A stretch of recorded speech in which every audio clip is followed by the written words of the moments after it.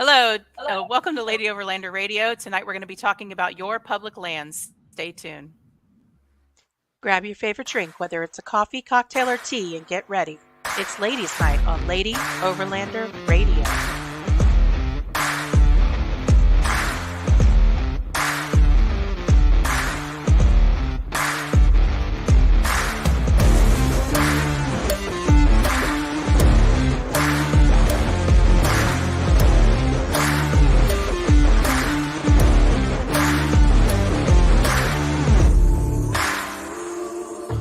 The Lady Overlander Radio podcast is sponsored by CB Adventure Supply, Midland Radio, Go Treads, Overland Spices, The Moore Expo, Wildland Coffee, Adventure Trail Outfitters, Lifesaver Water Filters, Sea Sucker Camp, and Sport Keg.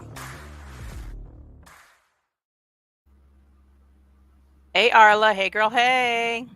Hey girl, hey. Happy Wednesday. That's all I got. Happy Wednesday. We just got wrapped up Moore Expo last weekend. We got Bonfire coming up, Rendezvous Bonfire this weekend coming up. And then we have Expo West. Professor Bats and Friends after that to go on their camp out. Oh, yeah. The Professor Bats and Friends listener camp out, and then Expo West. Yeah. That's just the beginning of the summer. And then we'll get to catch all these people with some of you guys on here, I'm sure, at Expo West. Yeah. All very busy this summer, I'm sure. Mm-hmm. We're going to take a minute here and introduce our roundtable panel. We have Rob. Go ahead and say a little bit about yourself, Rob.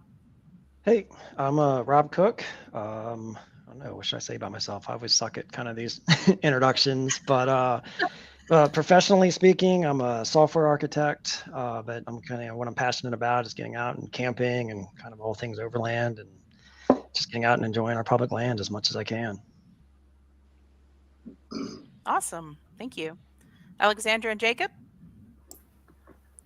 Hi, I'm Alexandra. I am the founder of the Idaho Overland Association in Idaho Falls. Yeah, now you get invited to these to keep her company. It's good stuff that she has going on. So it's all for the public land and keeping it open. So we're excited to be a part of it. Awesome. Well, thank you guys for being on. Tara?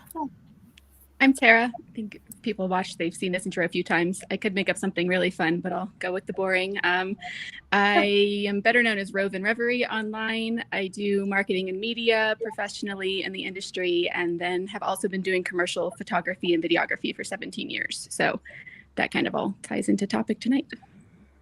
Yes. And Christina. Hi. So I'm Christina. Just like Tara, most people know me as Huntress Off-Road online more than they know me as Christina, but I work in marketing as well, and full-time for quite some time, a couple years at least, before settling down in the house we're in now. And I'm sitting here with Jonathan of Jonathan Harry Photography, who I think might have a couple of things to say later when it comes to the commercial photography and filming on public lands. Absolutely. Nice. Yeah, we're going to have some great topics tonight. So the first thing we're going to get started off with is the land closures and other issues that are affecting some of the public lands. And I think we'll start with Southern Utah. Who wants to take that one? I know that Christina has voiced her. Wow. I would do it, but I was waiting for Rob to do it because he lives in St. George. So. Yeah, I'm not as close to that topic as you probably think I am. I mean, I know about this kind of the Sand Mountain deal going down. I don't know if that's the one you were thinking of. Yeah. But yeah, there's a land swap happening with BLM, which has a lot of people kind of upset.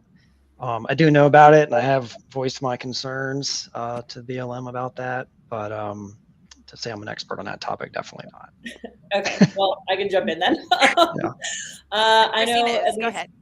I'm a huge Trail Hero fan, so I've done Sand Hollow quite a few times.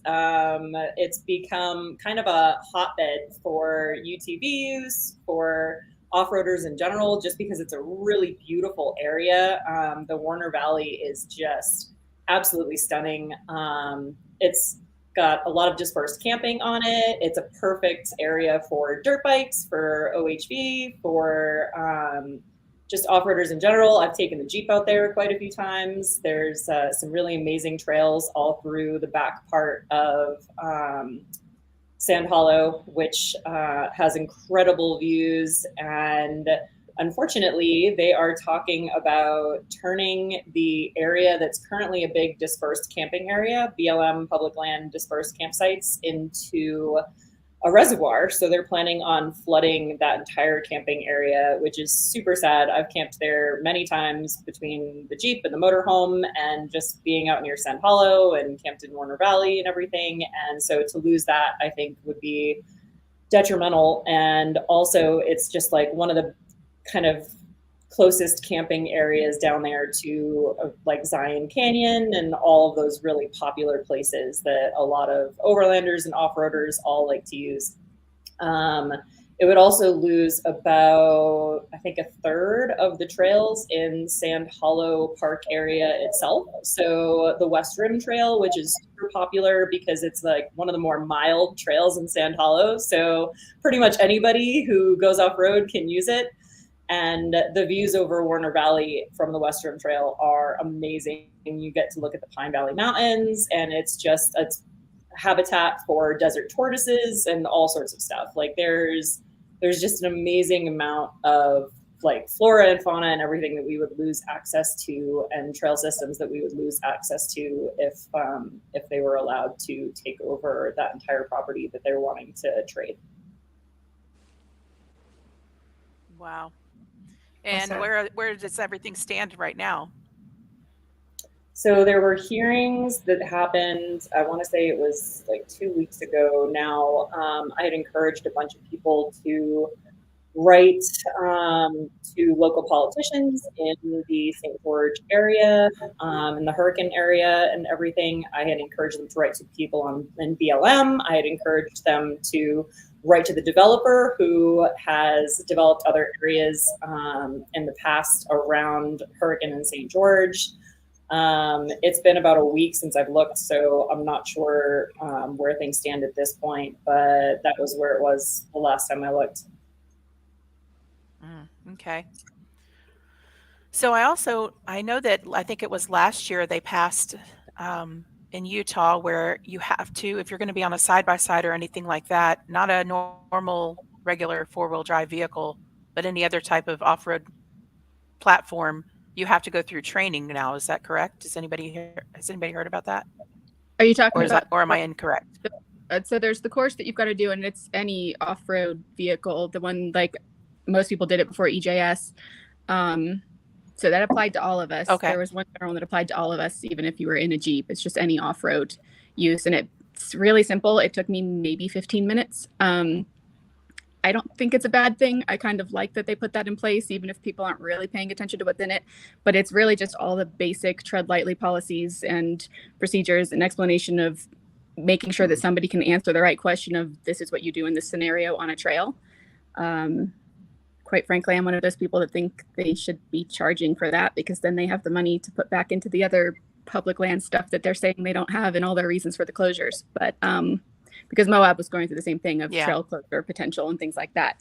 So I'm one of those people that would happily pay a fee to have that, yearly little card or, whatever they make you go through to be on the trail, if that contributed to keeping them open.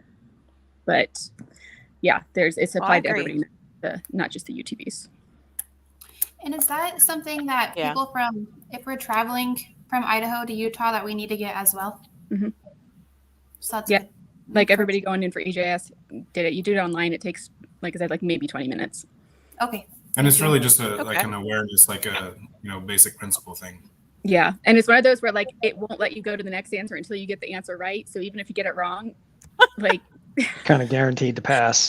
Well, that's good. There's no failing it and taking it again. It just until you get it right. I probably need that. Yeah. Okay, good. Yeah. So what are some of the things that it goes over? Does it go over just what to do in a certain situation, or like as far as you're coming head on with someone, trail etiquette, things like that? Or there was everything from basic trail etiquette to what do you do in this scenario if, as far as where you can be and how far off trail, et cetera, like, as far as even basic signage or understanding of what type of vehicle you're in where. Just kind of all the very basic stuff that's even on the Tread Lightly site that you can go through that most people don't read. But it makes you stop and read it because you have to read it to get to the next question. So I'm kind of a fan of it. Yeah, I think I am too. That sounds like something that needs to happen because I see a lot of, especially in Moab, on Imogene Pass, on the different places that are very, very heavily trafficked. I see a lot of people doing Big things that they should groups. not be doing. Yeah, Mhm. big groups. So Yep. that's another thing that's been happening a lot lately is a lot of people are starting, later we're going to talk about the commercial filming and YouTube and all that, but a lot of people are starting these off-road expedition group companies and they're taking groups of people out, and I see people popping those up all the time. 20 vehicles or Mhm. more. Yeah. Mm-hmm. Yeah, we had a friend of ours tell us about, being camped at this spot in the middle of the night and 20 vehicles rolled up into their camp and literally came in and asked them if they would leave, and they had been there all day because they wanted that specific spot. They had planned on it, they wanted to get there. They never sent anybody ahead to hold the spot, but they wanted these people to pack up and move in the middle of the night so that they could come in and take that spot over. Just things like that, that kind of stuff irritates me.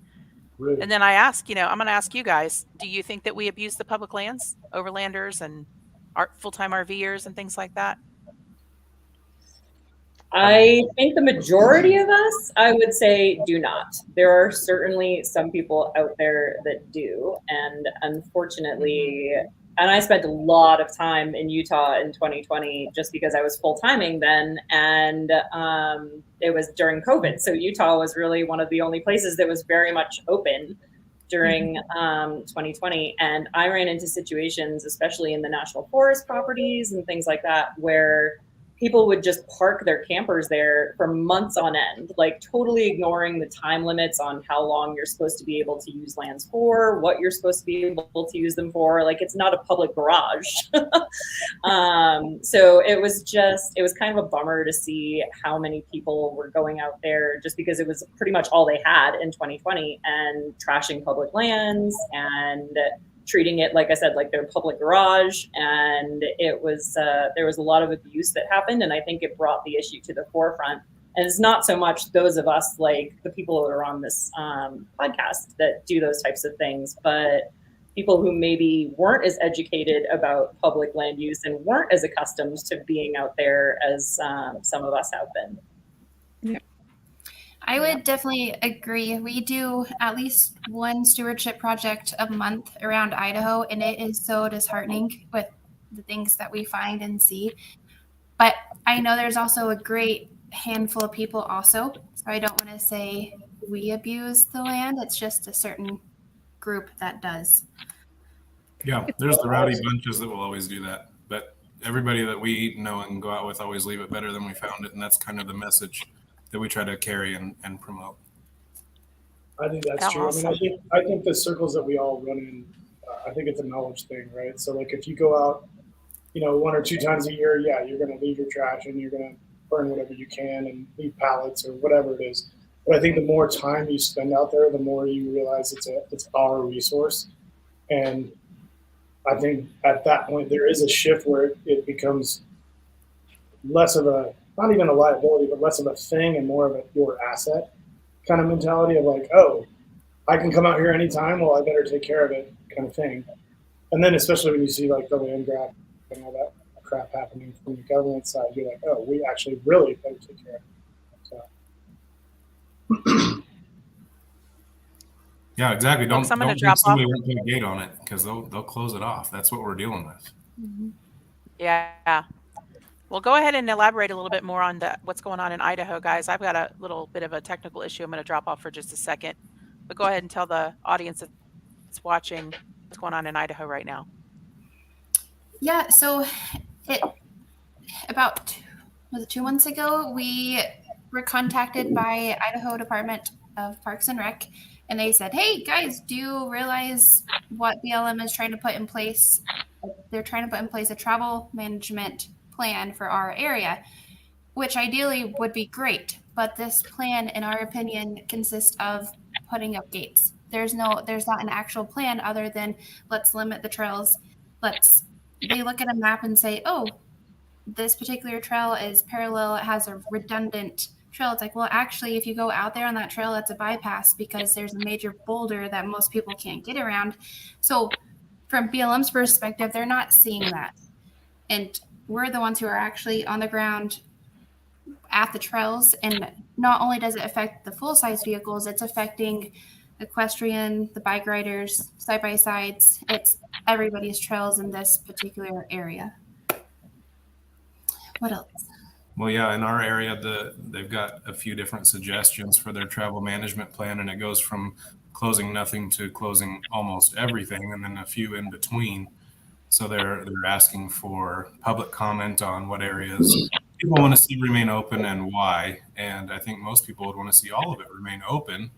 It's getting busier out there. There's more people that want to use it, and if we aren't using it responsibly, we're all going to lose it. And then the few that they leave left are going to be overcrowded because that's all that's left for everybody to flock to, and it just won't work. So we've got to figure out how to keep as many open as we can and educate people along the way to be responsible so they stay open. I would also say one thing that you guys might be able to do to push back against that is, and Rob can tell you this and Christina can tell you this, I just came off a job mapping for the BLM. We basically mapped everything from Yuma to the Gila Bend and then Ajo down to the Mexican border and east. And they don't know what's out there. The BLM, if they're looking at a map that is 5 to even 3 years old, they have no idea what trails exist. They don't know. I mean, obviously they don't know that there's a boulder in the way, but they don't know what cutoffs are there, what trails have been reclaimed by nature because they're not being used. They have no idea. So I would urge them to send out a survey crew, and that'll take time because those dudes can only map 20, 30 miles a day, but they need to know what is on their land. And that's what the larger BLM properties are doing. BLM, like, that's not a small area. From Yuma, Arizona to the Gila Bend is, Rob, how far would you say that is? Like 200, 300 miles east? Easy. Yeah. So you're talking about, and if it's 25 by 200, you're talking about 40,000 square miles that they have no idea what trails are up in those mountains, what mines are there, what hazards are there, what trails have been reclaimed and no longer exist by nature. And that might be a little back pocket ammo for you guys to push back and go, hey, you don't actually know. This map is from 1999. These maps, so maybe that'll help. I don't know if that'll help you guys, but.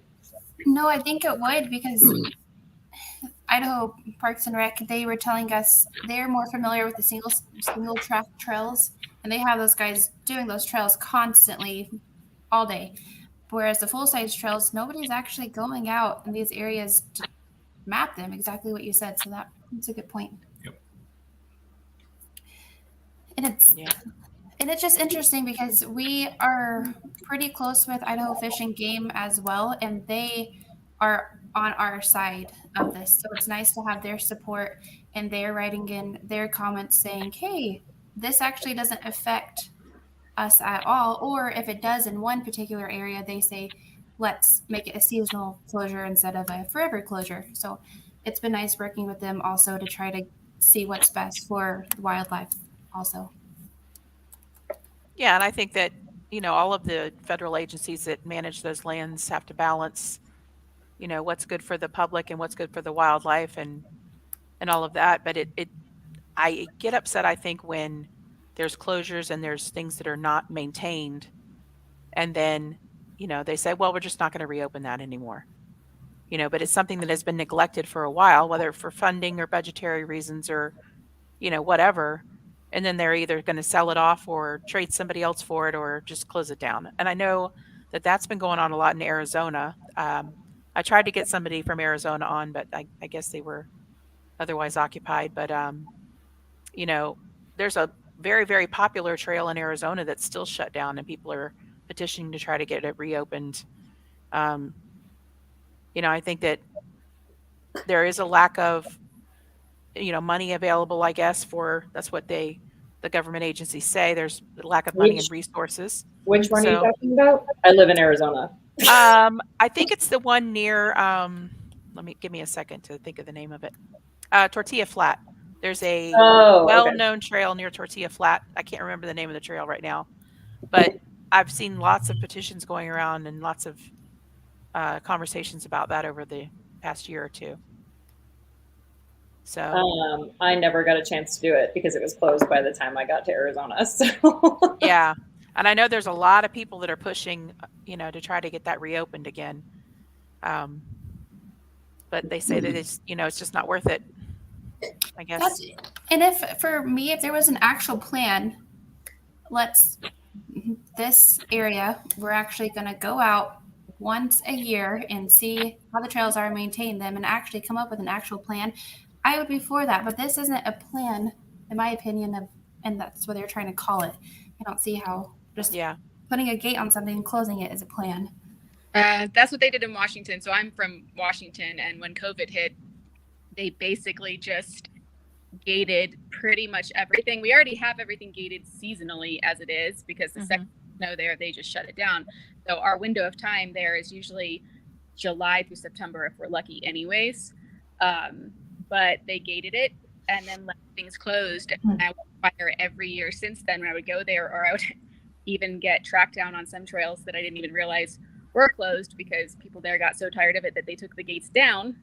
And then, other people would end up there and you get in trouble. And I would ask, and the answer I get every time is we just do not have enough people or resources to cover maintaining or basically keep a track of activity and hunting activity and all of that kind of stuff out there. So that's always just the answer I get, was that it was just not worth it for them, or they did not have the resources to reopen things. So there are places that used to be my regular spots that I would even take my kids when they were little that have been gated and stayed gated. And I think there's a lack of people pushing back to, because they're very rural areas for the most part. So there's not maybe enough organized pushback on it, that they just kind of get left that way, and then they count on people forgetting. I believe that. I mean, the BLM is an incredibly understaffed government agency, but I think that outlines the importance of people like us kind of stepping in to, if this is something we want to maintain, if we want to maintain access to all these places, then we need to take over stewardship of it as best we can, and not just use the land responsibly ourselves, but also to promote it. Absolutely. Or maybe even Tara, go ahead. Tara brought up a good point with you would go out and trails technically closed, but the gate has been removed. People are going to go out there anyway if they're just going to do it. It's also interesting to note. I don't know I can't speak to other apps, but Onyx is actually adapting to this, where you can actually, if you're out on a trail and a gate's closed, you can update the trail status. Yeah, is nice. Direct response to these gates going up and trails being closed. And it's more than just this is snowed in kind of thing. Right. Yep. Yeah, I was doing a trail in Arizona, and we it turned from one trail into another, and it was 100 and something miles, and we got almost to the end, and that's when it was gated off. It always is. That sounds Right when you need to make the turn, there's boulders and a gate. I'm gonna have to be bad this time, because it was literally almost to the end. If there was another sign saying it was closed somewhere else, we completely missed it. Right. It didn't look closed on Gaia. So we got almost to the end, and we had to go around the gate just to get back on the highway. So we encountered that 2 days ago going out on a camping trip, and they dropped the route, and I was like, hey, I was out there mapping 2 days ago. There's a gate there. And they're like, really? Are you sure? And I was like, I'm pretty sure. Just have it. Trust me when I tell you. Well, in Arizona, it's pretty difficult out here. Last summer, where coming down at the very end of a trail, boulders and logs, and I have a Jeep. There was no sign. So, I just went over it. Yes.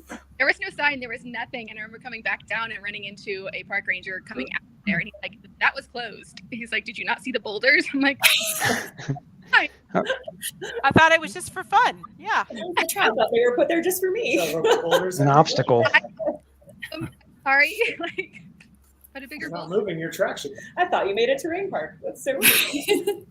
Yeah. Sometimes Other thing that I was coming across where like you would find these obviously like bouldered or logs down in Washington, they always just put logs across them. Again, you can go over it, but there's no sign. So there was a lack of signage, whether that be from people removing it or them just assuming people just would not cross the boulders or the logs. But I've never met Jeep people. Like, this is not a problem. So that was the other thing, is a total lack of signage everywhere I was. Yeah. So what is the legality with that? I mean, so if they put boulders and logs across something and there's no sign, I mean, is there legal footing? I pushed that to the time that I got stopped because, again, there's no sign. And if I can prove there was no sign, they kind of lose their ability to say or do anything, because obviously I was not intentionally, maliciously somewhere that was signed or marked or actually gated off.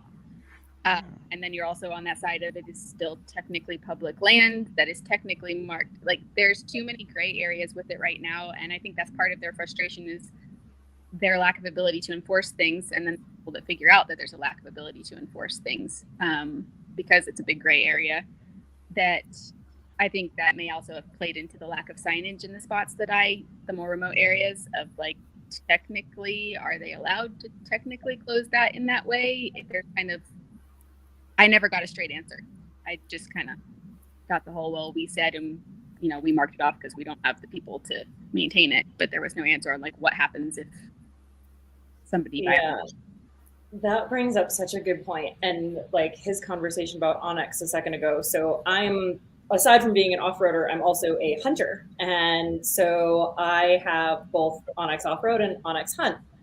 And one of the interesting things, I think they're calling it like the Onyx like anomaly or something like that, or like the Onyx dilemma or whatever. But like Onyx brought something to light, which is the fact that public land in the West is often interspersed with private land. And it's almost like looking at a checkerboard where you think that you're on public land, but then for a second you're on private land, and then you're back on public land, and then for a second you're on private land, and you're crossing these boundaries all the time in different areas all over the West. And one of the places that I hunt pretty much annually is up in Montana. And there's a massive lawsuit happening in Montana right now over the same type of thing, where a man tried to stay on public land by literally crossing the corner. I heard about that. Corner of two, like the junction of two boxes on the grid of public land, and He brought a ladder. literally There was a picture of checkerboard, right? So like, here's one and here's the other, so they're diagonal, and he brought a ladder. Yeah. So that he literally was like in the airspace, like not even touching the ground. He was in the airspace from one piece of public land to the other. And he's being sued for literally millions of dollars by the private landowner because he technically trespassed on private land to get to this checkerboard block of public land and shot an elk. And this guy runs like a private game preserve on his private ranch in Montana. So he was like, well, I lost millions of dollars in revenue potentially by losing that one bull elk that you shot. So, and it just like, it brings up such a good point, not necessarily just for hunters, but in OHRVers too, because I myself actually got stopped on a road in Montana that I assumed was a public forest road because it went to a public forest property that I hoped to hunt on. And sure enough, like it crisscrossed through private land like 2 or 3 times on my way out there. And the rancher came flying up on a UTV and was like, hey, you need to get the hell out of here. And I was just so surprised by it. But here I am, like relying on the best versions of a map that I have, you know what I mean, to get me from point A to point B. And I happened to be using Onyx Off-Road at the time and not Onyx Hunt that showed me where the property boundaries were for private and public land. So it was just, it was an interesting situation that I found myself in. But it's become a problem for so many more people, not just me. It's now that Onyx is like so popular and you actually get those property grid maps now, it's become a problem all across the West. The property grid maps are a major thing for me. And I've known that just because of filming and doing commercial work for so long, of not the average human being does not even know or think to go look that up. But for me, if I'm filming, I know that I have to find those boundaries. So being able to find those. So like there's the one, that secret geothermal cave that I found in Wyoming, you are on private land, ranch land, for 95% of the way out there, which they can take away your ability to cross that at any time. So like it's one of those where you play very, very nice and you still get approached by people out there, and like it's made very clear that you are on private land.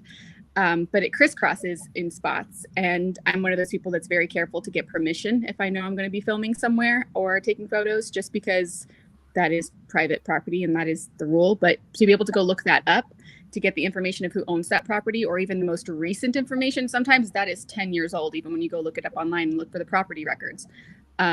So having that information be made updated and more available is a huge helpful thing, but it's still very hard to find the information on, especially in the basic map programs. They don't even show you the basics of that most of the time.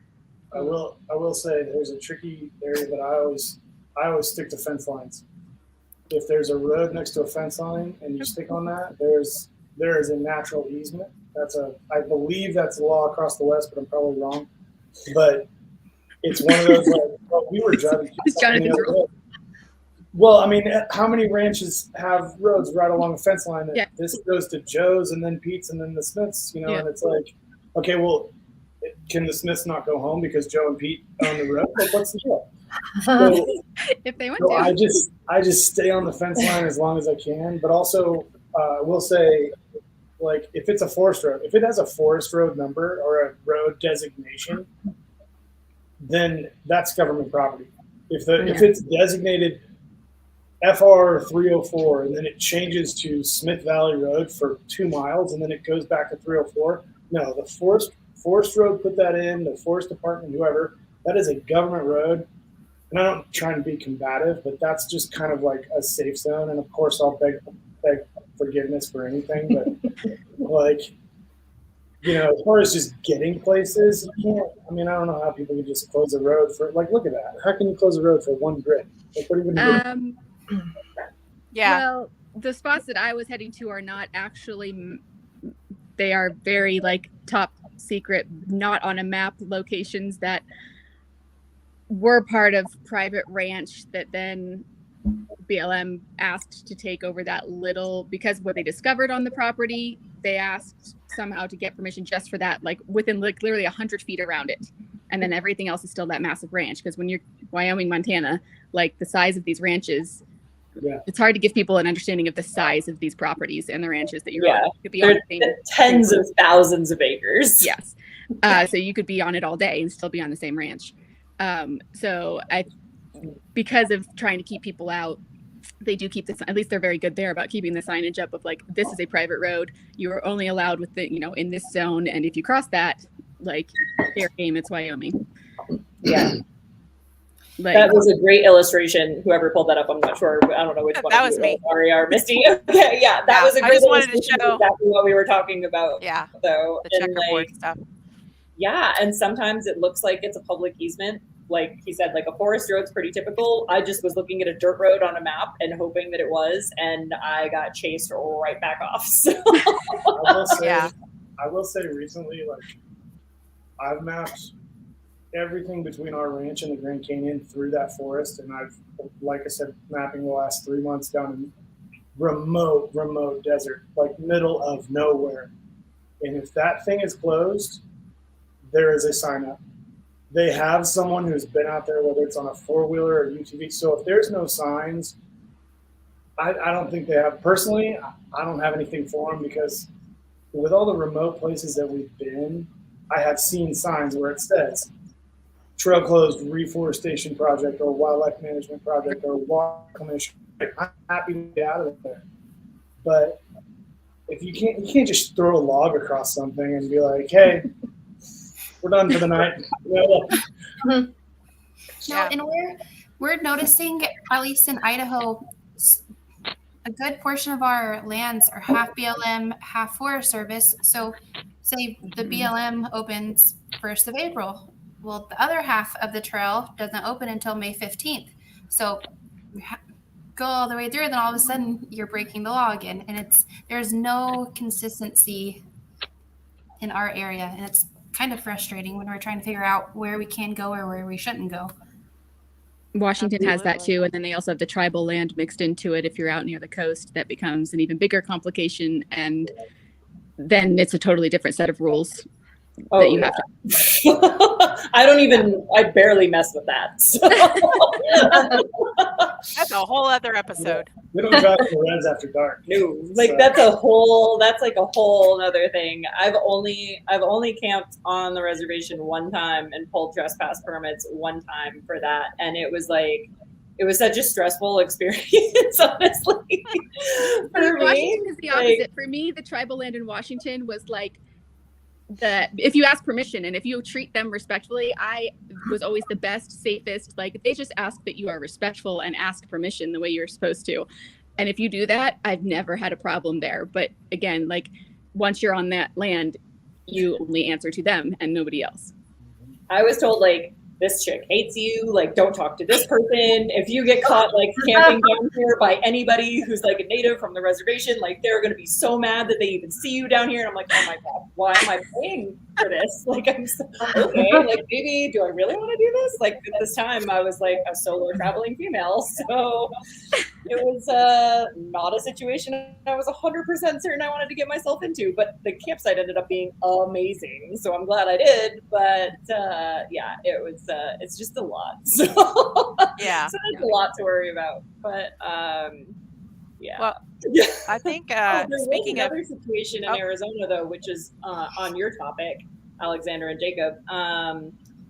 There's a few trails in Arizona where on one side you have national forest property, but on the other side, it's actually like national park property. So if you're talking about filming or photography or something like that, you can literally take photos on one side of the trail, like one lane of the trail and not in the other. Like there's a whole stretch where like you can fly your drone as long as it's on the passenger side of your vehicle, but not on the driver's side of your vehicle. And like, it gets really interesting when you start paying attention to all those little intricate things like that. Well, that's a good segue for me. We're going to move into the filming discussion on public lands. And really quickly, I'm going to show a recent YouTube video that Rob sent me that shows, some of these other companies' concerns about the public lands and filming. Mm-hmm.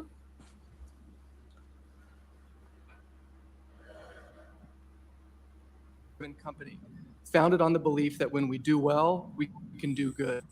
We actively advocate for policies that expand recreational opportunities and support organizations whose missions bring more people outside. The outdoors, and more specifically our federal lands and waters, are for all Americans, and we believe that more people and kids should experience the wonders of being in the wild. This mindset drives our business actions. We've invested more than $1 billion acquiring new outdoor companies.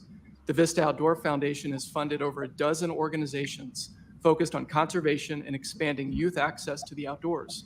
We are one of the largest contributors to conservation through the Pittman-Robertson Act, with more than $500 million since our founding. Much of our business success, combined with bipartisan outdoor policy wins led by this subcommittee, has contributed to the growth of the outdoor recreation economy. The latest Bureau of Economic Analysis research shows that the outdoor recreation economy represents $862 billion in gross output, 4.5 million jobs, and 1.9% of GDP.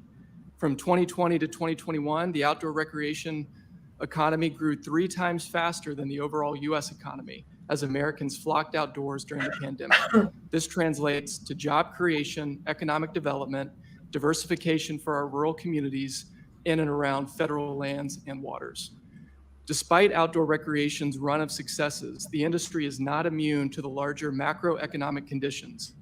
Rampant inflation and rising interest rates are harming consumers who must make the choice to buy groceries or plan an adventure.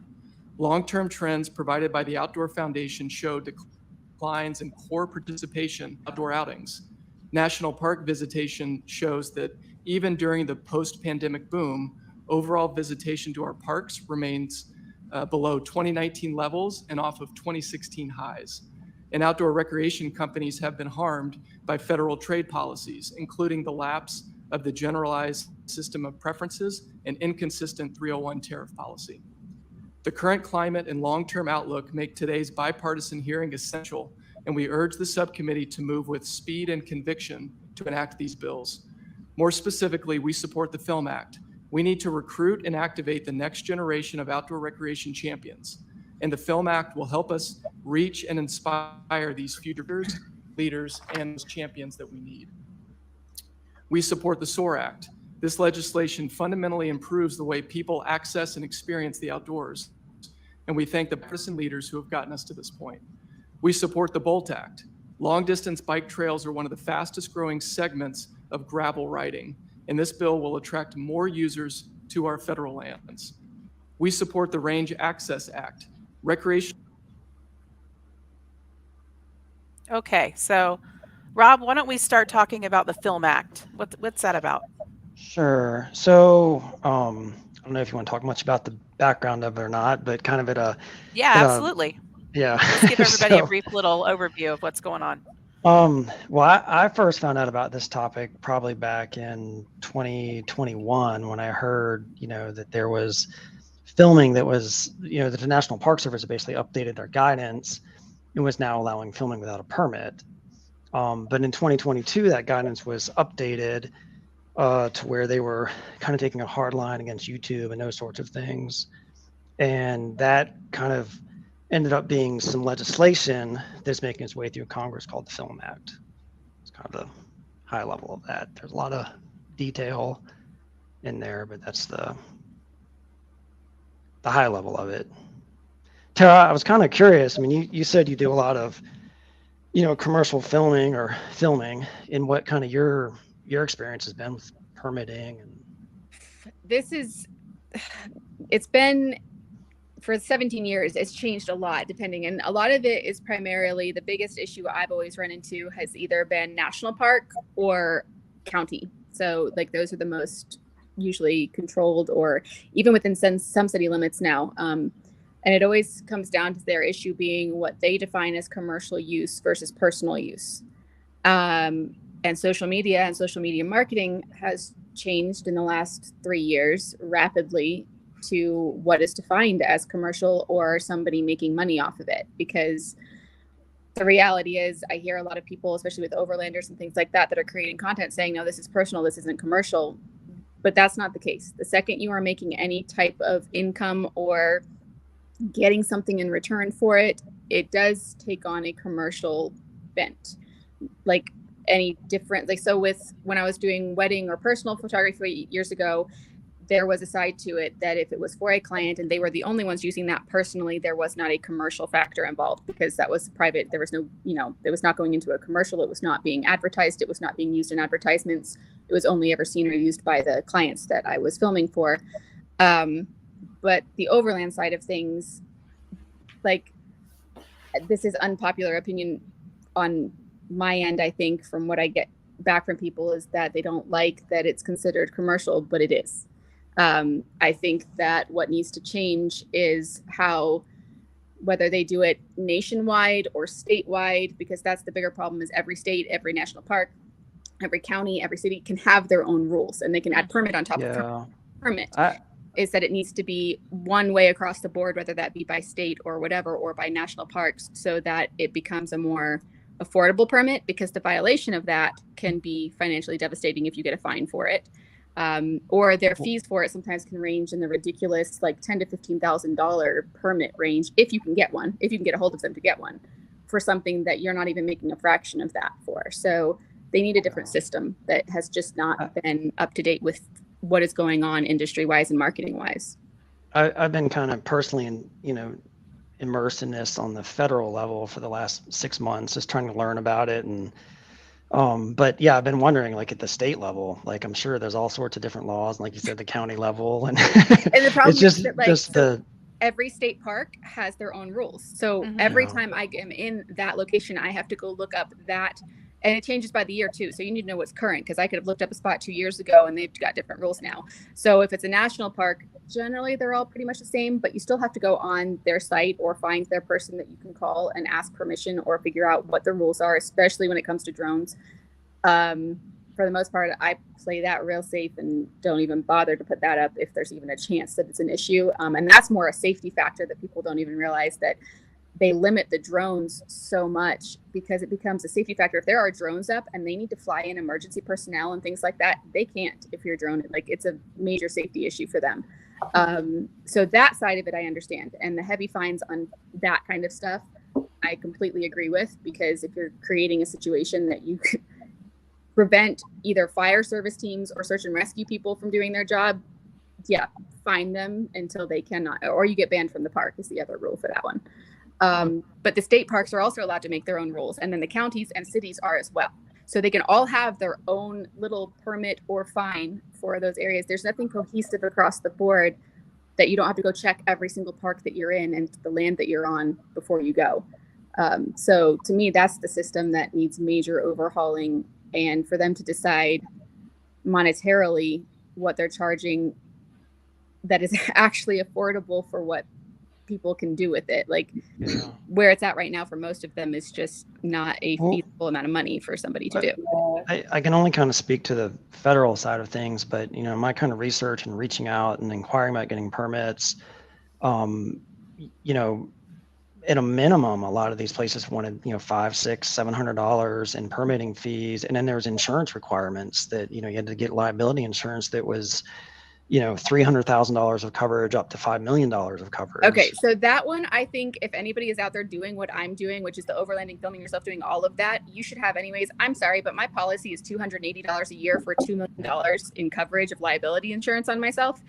That's just, I do agree with that one. That is an affordable thing, that if you have the vehicle that you're driving out there and you're paying the vehicle insurance on it, you can put liability insurance on yourself. Right. Well, and in this case, they want you to name the U.S. government as one of the insured. Yes. And their reasoning behind that is because it's really about resource protection. Yes. So if you go out there and damage resources, they want to make sure that you have the means to pay for the repairs, that may happen. And so for that one, because obviously, like, for 17 years of commercial work, anytime I go somewhere and work, I have to put that venue or that place on the policy. It takes 2 seconds to do. You just email it in.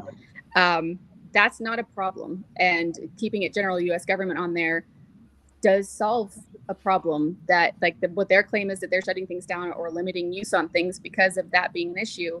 That solves some of their resource issue or making sure that things are taken care of properly issue. Might make insurance rates go up a tiny bit, but still, it's not that much. But that's also the line between a professional and a YouTuber.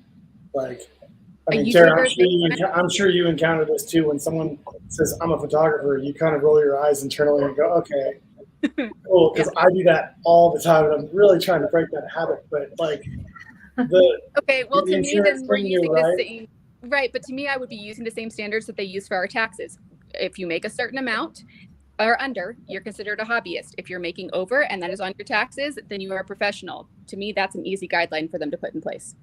That's fair. Well, I'm agreeing with you. All I'm saying is, if it's a commercial shoot, like, let's say you get picked up by Nike and they want you to shoot a running shot of 4 girls running down the trail in the Grand Canyon. You have a producer, you have a casting director, you have 4 assistants, a PA, you have a motorhome on the rim, you have all that, and that producer has the insurance along with your insurance. You have $5 million in coverage. That's the difference between, I showed up with my friends and shot this really cute shot, and we sold it to a sock company. But that kind of goes back.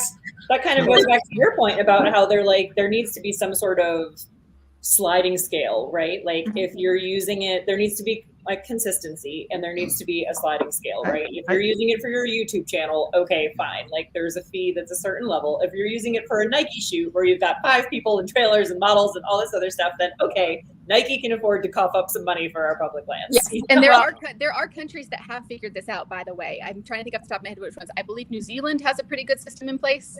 But there are countries and places that have figured this out as far as making the smaller fees for the people who are doing it as hobbyists or social media, whatever, influencers. There's actual influencer fees. Where was I? I posted it. Christina, I think you commented on it at one point where I was somewhere and it popped up that there was an influencer fee. Yeah. I can't remember where it was. I don't remember. It's probably Death Valley or Anzapur. Yeah, I think It was Death California. Valley. It was definitely California, somewhere in California. But they had I think it was Death Valley. for influencer, and to me, I'm like, hell yes, we'll pay that. It was like $15 or something. I'm like, happy to, if that makes sure that things are being run properly and all of Let's that. be But honest, you can't there are afford some places. $15, you're not an influencer. I'm pretty sure they I wanted actually to called read it- something real quick, guys. This is from the National Park Service. It says federal law requires a permit for all commercial filming, no matter the size of the crew or the type of equipment. This includes individuals or small groups that don't use much equipment, but generate revenue by posting footage on websites such as YouTube and TikTok. So Here's the problem with that. Here's the problem with that, and there's three problems, I believe. Is what's the definition of commercial? Because I can answer that. I've shot everything from cars to country music. I've shot for People Magazine and Forbes Magazine, and they have specifically said this is advertorial. Yes. It's not advertising, and it's not editorial. So what is it? So there's no definition for commercial. Yep. So that iPhone messed up all that when they started putting out billboards saying shot by iPhone. So all these lines are now blurred. There's no true definition, and now you just have the parks going, there's an opportunity for $200,000. Well, that guidance that you just read, if you go to the National Park Service and you ask them what the federal code is behind that guidance, they're going to point you to, and I'm just looking at my screen to make sure I get it right. It's Title 43, Subtitle A, Part 5. And that is actually covering everything within the Department of Interior. So it's not just National Park, it's BLM, and it's also Fish and Wildlife. National Forest is under the Department of Agriculture, and they have very similar language. But in that federal regulation, they define commercial. And I can read it to you. Let me go down here and find it. It says it means the film, electronic, magnetic, digital, or other recording of a moving image by a person, business, or other entity for a market audience with the intent of generating income.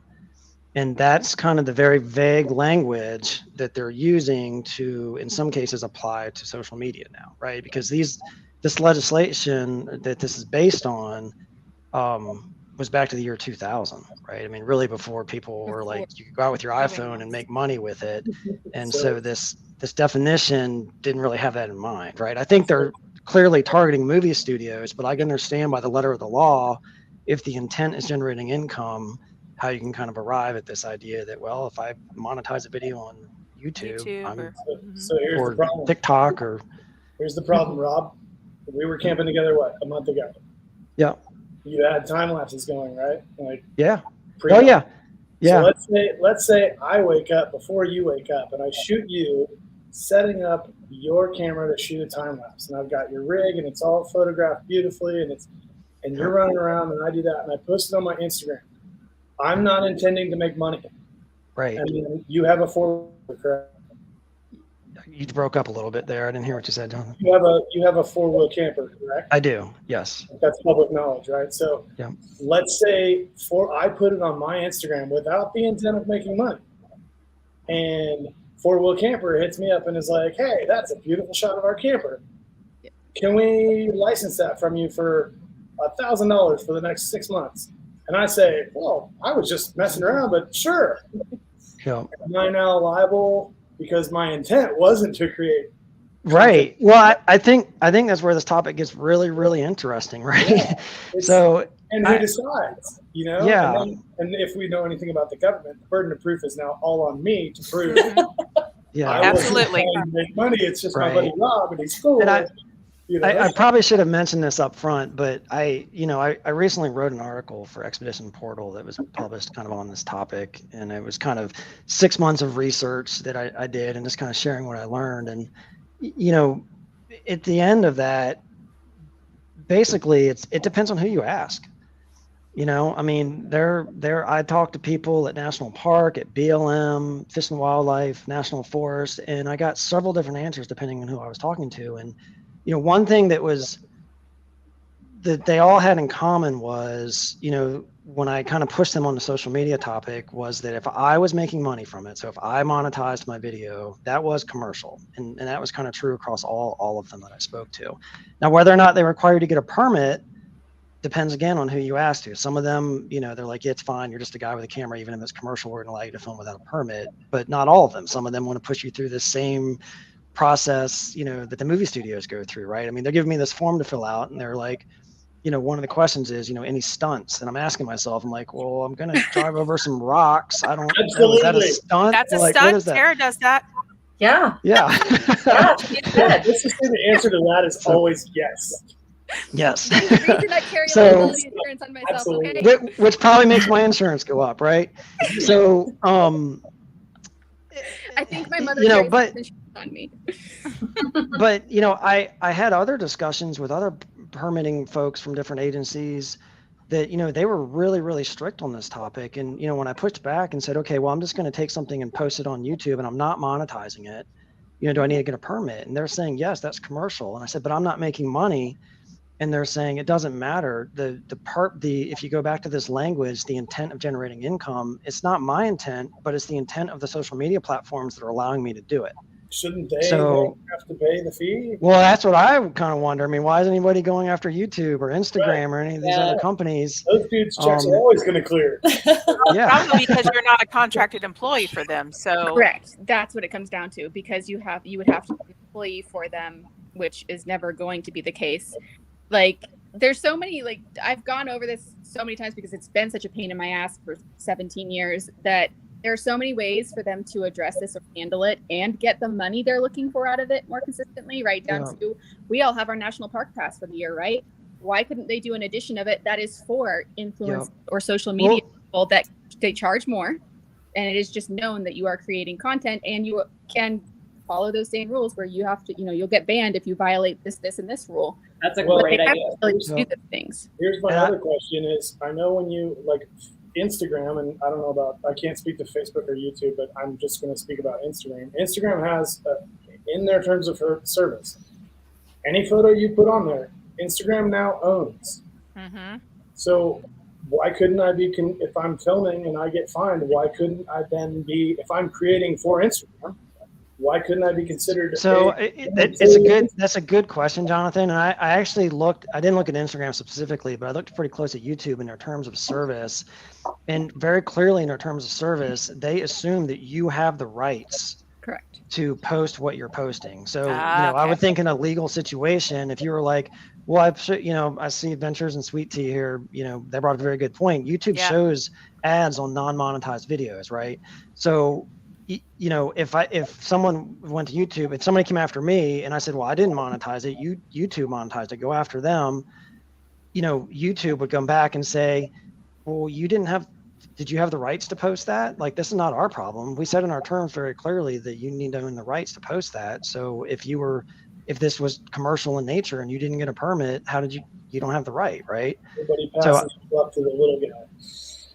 Right. So, maybe this is a good point to kind of talk about. So there is legislation that's in the works in Congress right now around this. And Senator Barrasso out of Wyoming back in 2021 introduced something called the Film Act. And its intent is basically to kind of set the rules for allowing commercial filming, no matter the media it's delivered on, including social media, in certain cases, so that you don't have to go through this permitting process. That never made it out of committee. It's been in committee since 2021, in 2022, and now in 2023, they rolled the Film Act into something called Aurora, which is one of these big omnibus bills that has a bunch of different legislation in it. But one of the things that was included was the Film Act. And, as part of the negotiations of getting the Film Act into that bill, they modified it a little bit. But, again, this is just proposed legislation. But if this legislation makes it into law, what the rules that they're outlining are basically, if you are 5 people or less, and you are doing the things that are, within the boundaries of what any normal visitor to any of these public lands would do. You're not doing something out of the ordinary, right? I'm not out there like building ramps and jumping my vehicle or something, right? Something that's allowed by any visitor, and you're filming, that would be allowed without a permit. But and then they have additional language in there where it's 6 to 8 people into something called a de minimis permit, which is where you would have to get a permit, but it's supposed to be a very easy and inexpensive process to go through, and something that hopefully be readily available. Like maybe I can just go on a website and say I need a permit for 6 people, and they issue it and I pay $10 or whatever it is. Where I think that makes things better than they are today. It doesn't really completely fix the issue for a couple of reasons. One is it doesn't do anything with the Wilderness Act. So anything that's deemed a wilderness area is still going to be under the same rules as under today, and there's a lot of commercial restrictions around that. Mm-hmm. And it's got very vague language in it. So when they talk about this 5 people, they have this word involves. So it says if your filming involves 5 people or fewer. And I have several contacts at the ENR committee that I've been kind of talking to over the months as this has been playing out. And I actually didn't sit down, but I had a call with and talked to the attorneys who helped draft this language. And I asked them what involved means, and they couldn't tell me. And I said, well, how is that supposed to be interpreted? And they said, well, if this ever goes to court, if this becomes law and there's a court case, they'll refer back to the committee notes and to help them kind of decide what the word involved means. And I said, well, can I see those notes? And the answer was crickets. So basically say if it's the difference between a film crew or like you and Avis, me and Jonathan, Tara, and Alex and Jacob all go camping. What does it mean? Together, yeah, and YouTube video happens to include all of us in a campsite. A very real scenario is we go out, camping and, with 10 or 15 people, and, maybe I get my camera out and I start filming, right? Well, I'm the only person filming, so am I the only person involved? Or, is everybody that shows up on my film involved? Well, I don't know the answer to that, and they don't seem to know the answer to that. Sue you to get you out of your legal fine. Right. So, while I say if this becomes law, I think it makes things better, it's still not really perfect because it's kind of vague. And so, what I was hoping would happen was that we would get a lot more awareness that this is actually moving through Congress, and that it would kind of motivate people to contact the committee and say, hey, before you guys vote this out of committee, potentially, queuing it up to become law, why don't we try to fix this language? Let's make it clear what the word involves means so that 2 years from now, we're not, someone doesn't get dinged, we're fined or arrested or whatever because they had 6 people involved and they didn't even know what involved meant. I'd say that's a good point, because when we have all the kids with us, there's 5 kids, so we're already in trouble. Well, well, maybe you don't know what involved means. Is it just you because you're the only one holding a camera? Sandra, have you figured out who you're going to leave behind? Yeah, somebody's got to stay home and watch. Don't leave anybody. It's me. I'm staying behind. You're going to stay home and watch. Smart. Volunteer. Smart. No, I mean these are really good points. And what constitutes, let's say I go out with my husband and 3 kids, and while we're out, I'm filming video footage and taking pictures, and I post some of them on Instagram, Facebook, and then I put some of the video on YouTube. I do a YouTube short, and my channel right now that I have is not monetized, but do I technically need a permit?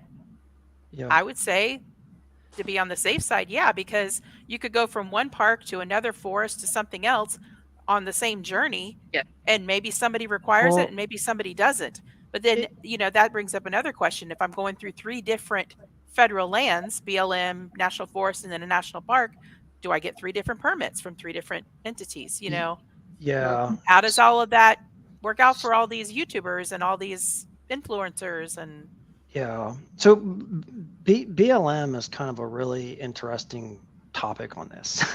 So I when I was kind of doing my research and trying to figure this whole topic out, I had reached out to a field officer at BLM, and they told me they sent me through the filming permit process. As a matter of fact, they sent me to a Hollywood, like a consultant that does movie permitting for Hollywood studios.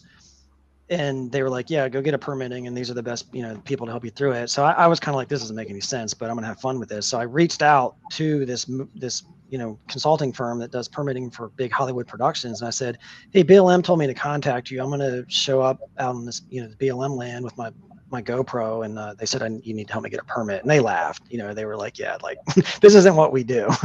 But you know, if you talk to a different BLM office, you might get a different answer, right? Like, you know, here in Utah, you know, in particular, I've had a lot of discussion here in Utah because we live here and talk with their, you know, state leadership, and you know, they're taking a more lax approach to it than some of these other areas where you know, they are like, yeah, I mean, if you're just a guy out there with a camera, we kind of consider that casual commercial filming, and we're fine with that.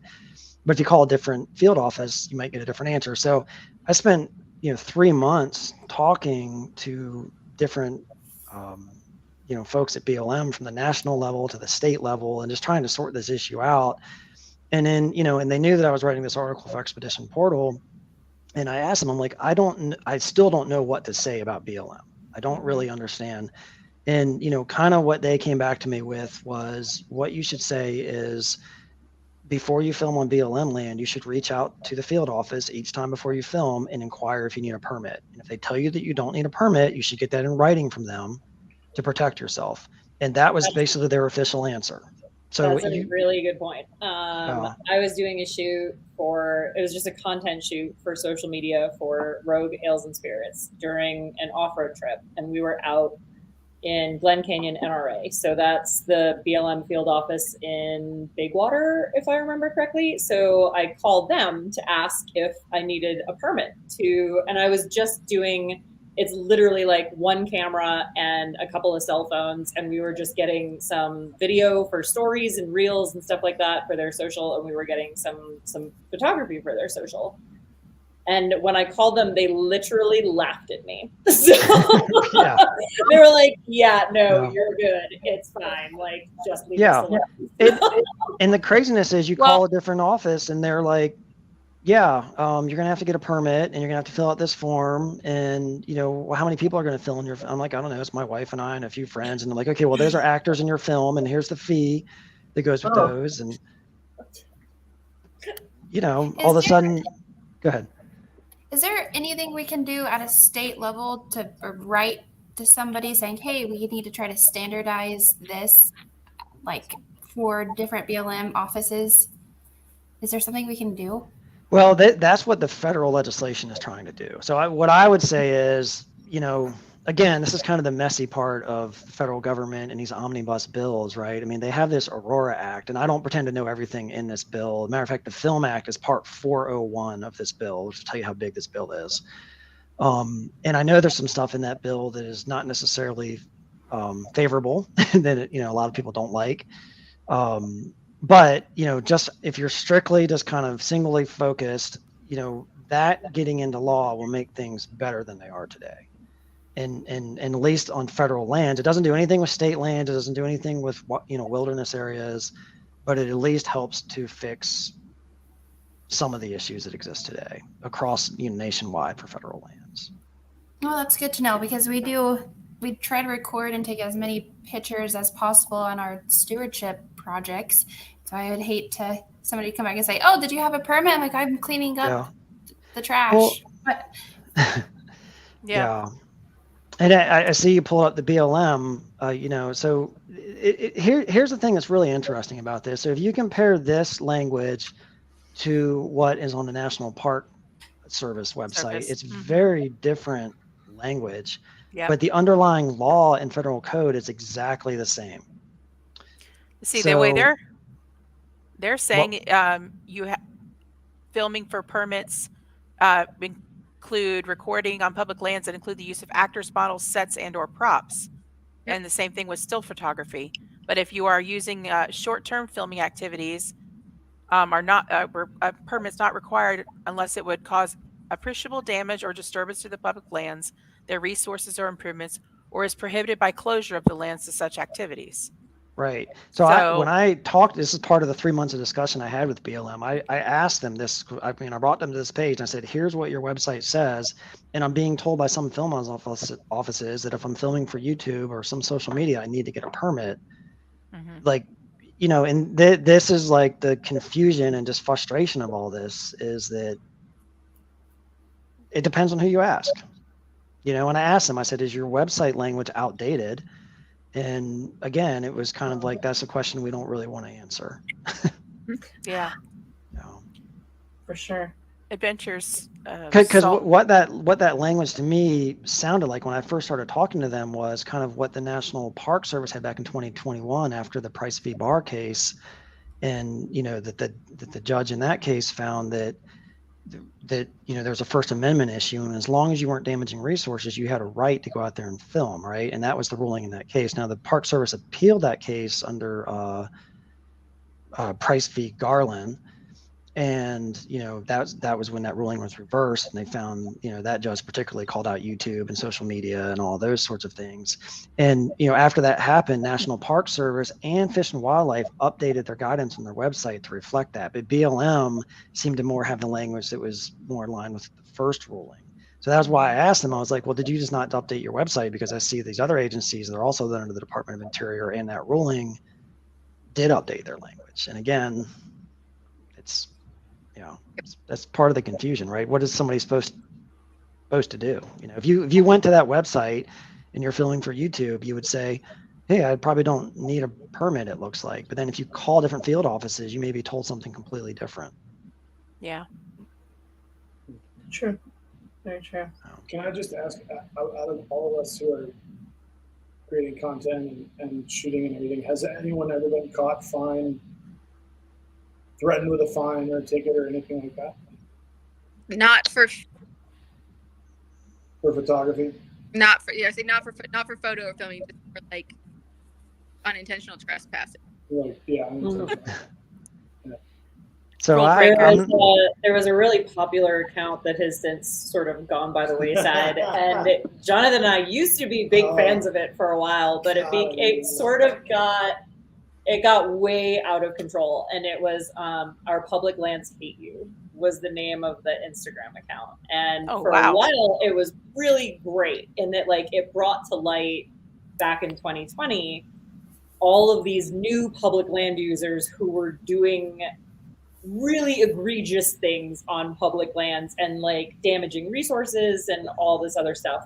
But of course, the nature of social media, they were, and I'm still like sketchy on what the whole doxed thing is, but apparently they were like doxed beyond belief. And it got to the point where like people were getting death threats and harassed in their homes. And it was so bad because they parked on some flowers, you know what I mean? And like, we all make mistakes. And I think that's something that we can all agree on. Like, I'm sure every single person on this call can say that they've made a mistake in the past and they've done something wrong in the past. But the difference is like, if you're sorry for it and you realize what you did wrong and you try to make changes in the future and all of those things, like there's something to be said for that. Like there's something to be said for like the little mistakes that people make, and they're not egregious and they're not intentional, and it's not dumping a mattress somewhere on public land. It's like I accidentally sat on a flower that maybe I shouldn't have. You know what I mean? But like, it was protected, yes. Yeah, and this account was like, that was how to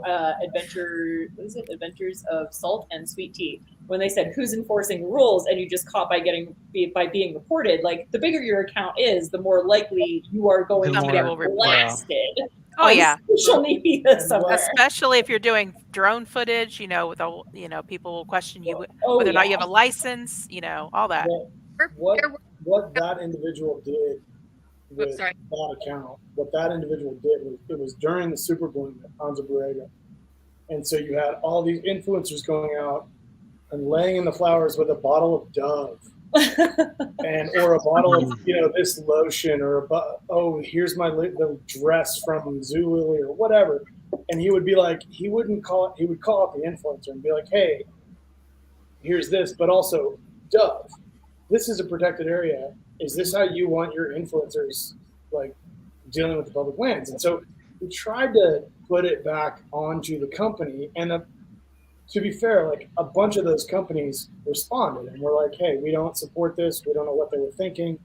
We have severed ties with them, blah, blah, blah. But it turned out that account got enough traction that, like Christina said, like people were, oh, this is Steve Smith at 123 Main Street. You should, and then it was like, oh, Steve also, he's sponsored by Dove, but he's also sponsored by Bix razors. Let's get them off the razors. And now you're affecting Steve's whole lifestyle is gone because His entire because income he has made a single disappeared. mistake.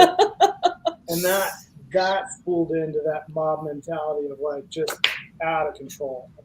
And so, but that's what happens when you have no standard like fee nationwide or no standard set of rules that we all have to follow. Everybody's, oh no, go ahead. And then you go to the next park and they're like, hey, it's $10,000. Like, so Yeah, like I think who's that's to say that you frustrating. can call Glen Canyon NRA and ask for a permit first and get laughed at. So Yeah. Yeah. We were actually in Arches National Park 2-3 years ago, and there was some Instagrammer, YouTuber scaling these huge arches just to get his picture.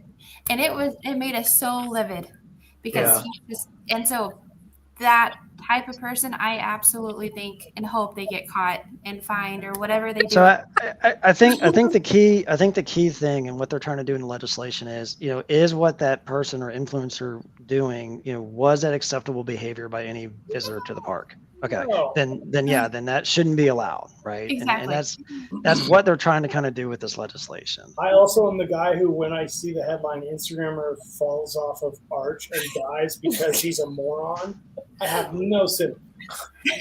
survival of the fittest. So, Cool. Same.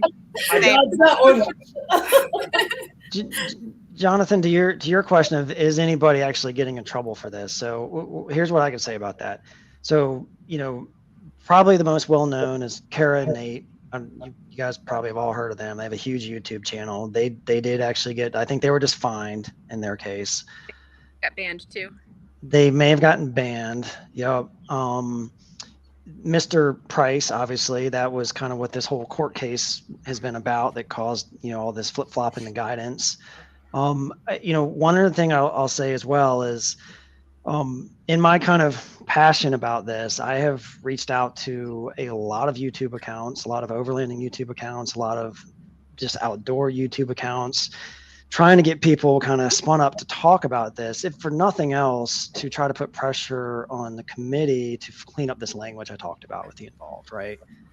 Not a lot of people seem to be willing to talk about it, which I kind of get. I'm not going to name any names of anybody, right? I kind of get it. Like somebody comes to you and they're like, hey, this legislation exists to kind of make it not illegal to film anymore. And, would you be willing to go on your channel and talk about this? And they're like, oh, so you want me to go out and say like, hey, I may possibly be illegally filming. But there's this great news. There's this legislation. So I understand that, right?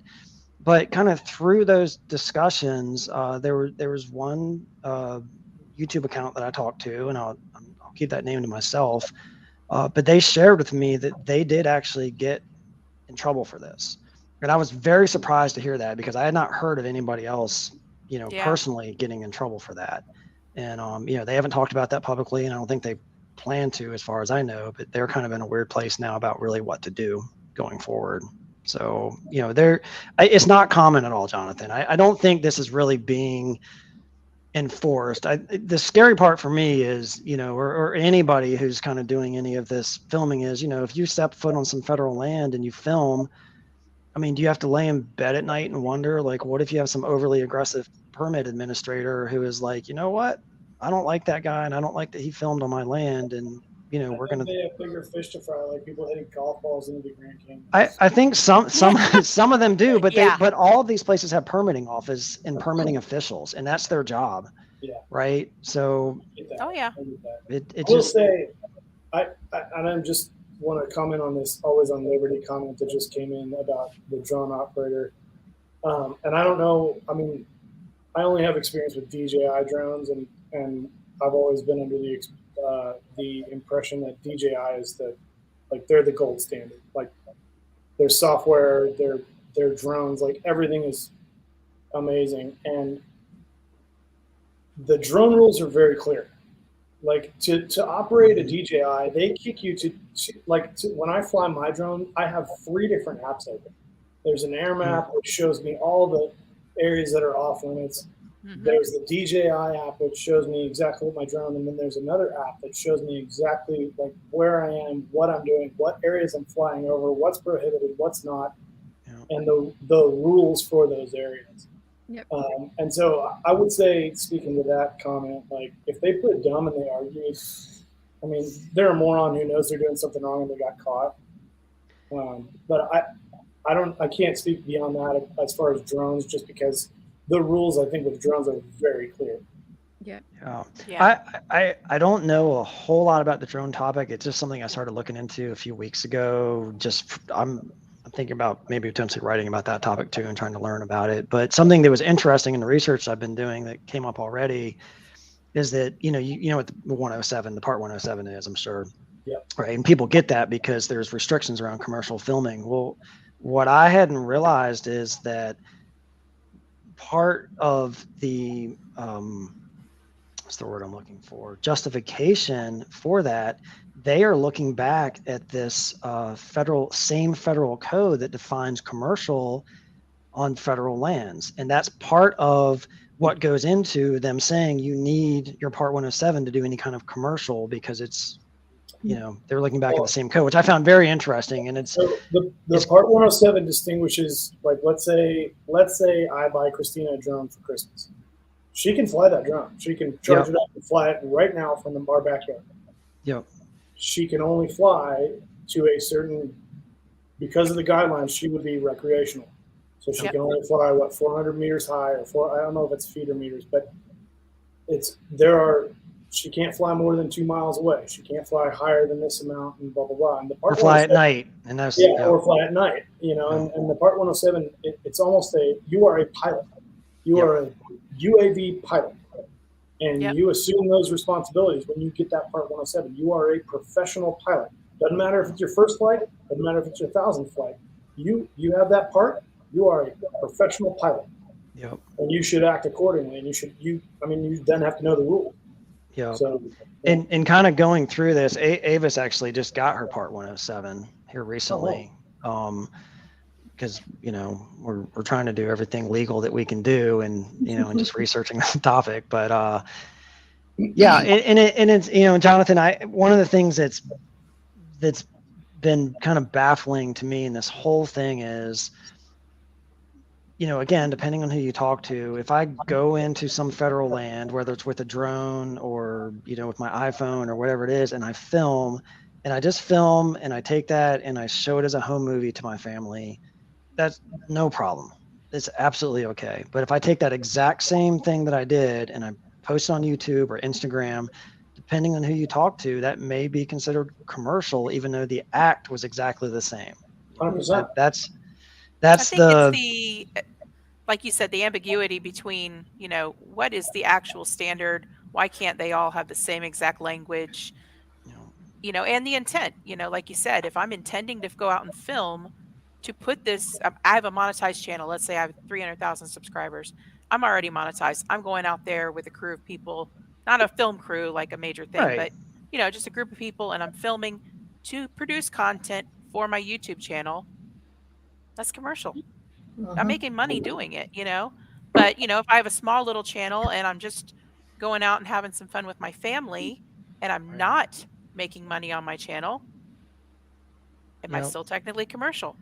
And again, it depends on who you talk to. I talked to someone in the National Forest Service. I had a 70-minute phone call with them on this topic, and because I was so just blown away by the discussion we were having, and that individual, their view of it was anything that you posted on social media, because they make ads and they make money. So they went as far as to say during that conversation, if you film and you post it on Facebook or Instagram, we don't care if you made money or not. We were well within our right to arrest you and march you down to the magistrate's office and charge you.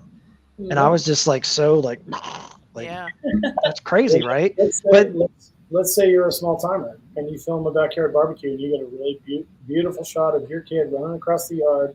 There's a sprinkler and there's light behind him and there's the rainbow and it's gorgeous, and your kid is wearing a Nike shirt in front of a Weber grill.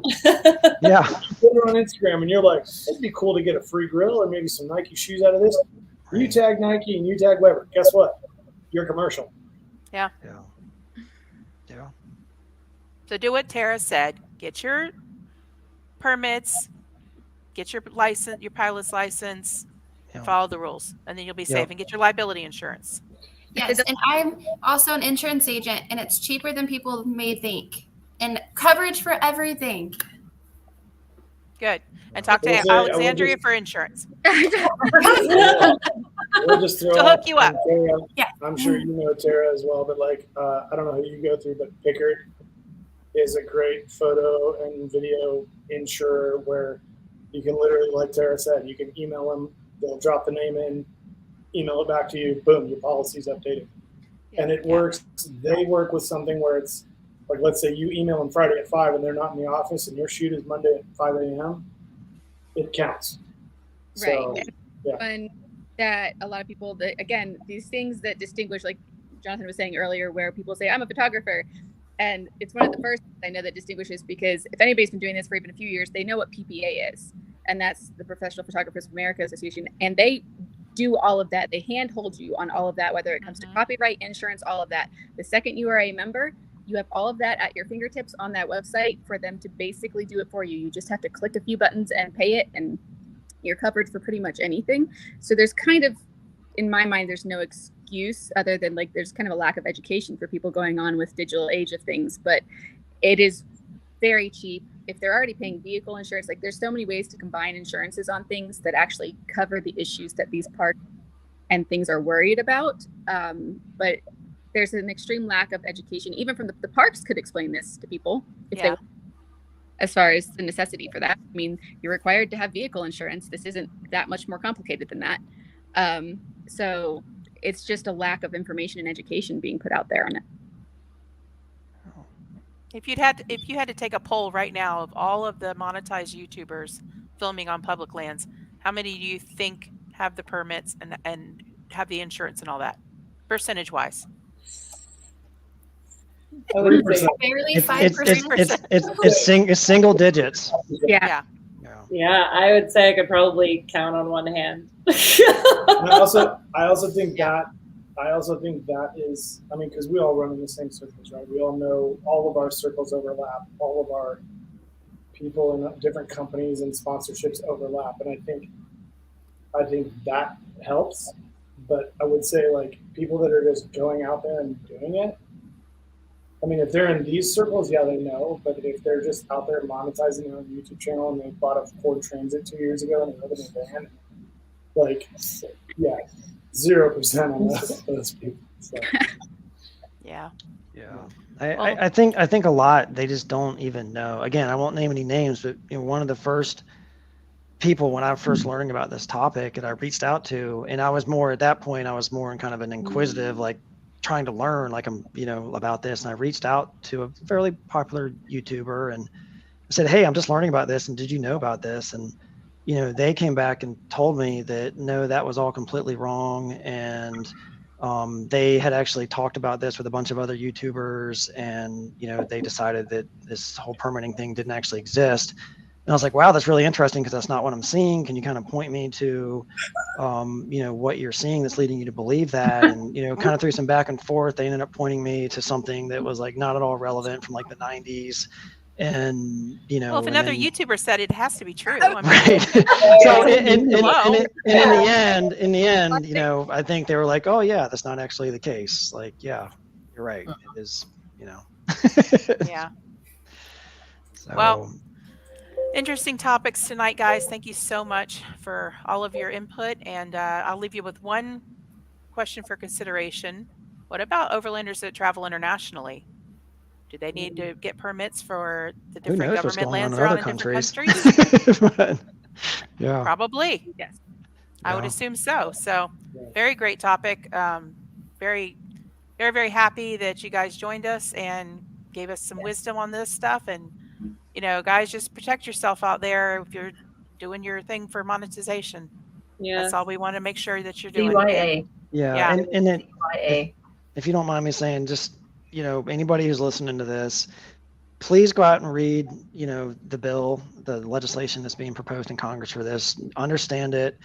Reach out to the committee. Let them know what you think about it, and encourage them to clean up the language, but also, hopefully pass the bill. I mean, this bill, it never got a vote in committee last year.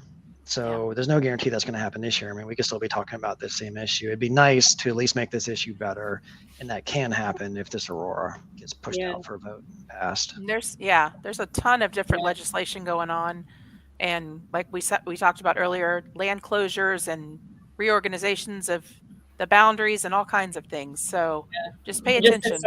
Just to circle back around one more time, since the beginning of the call, I did sneak onto my phone and look it up to check to make sure there were no other updates, but the public comment portion of the hearings has closed for Sand Hollow, Sand Mountain, and the St. George area. So it closed about 7 days ago last week, and we're just in a waiting pattern now to see what happens with that land down there. But that's not the only place around the country that this is happening. We're seeing it happen in Moab, Utah. We're seeing it happen in all sorts of places all over the West. So I guess I would encourage people to stay on top of those stories and fight for your access to your public lands.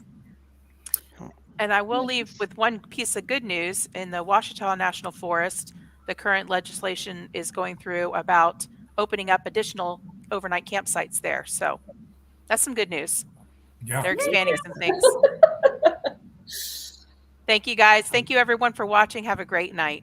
Thank you. Okay. Thank you. Bye.